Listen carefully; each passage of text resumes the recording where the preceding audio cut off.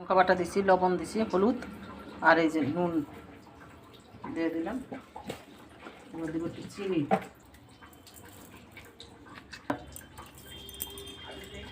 ভালো করে মাখিয়ে ফেটে নেব। একটু তেল গরম হয়ে গেছে, এবার বড়াগুলি ভেজে নেব।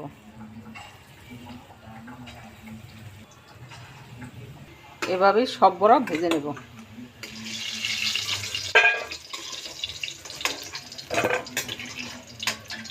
শুকনো লঙ্কা দেবো, কালো জিরা, লবণ,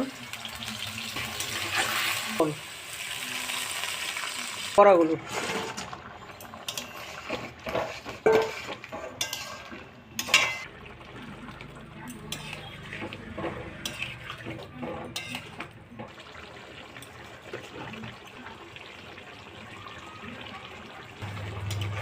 গ্যাস অফ করে দিচ্ছি, পরে নামাই নিচ্ছি।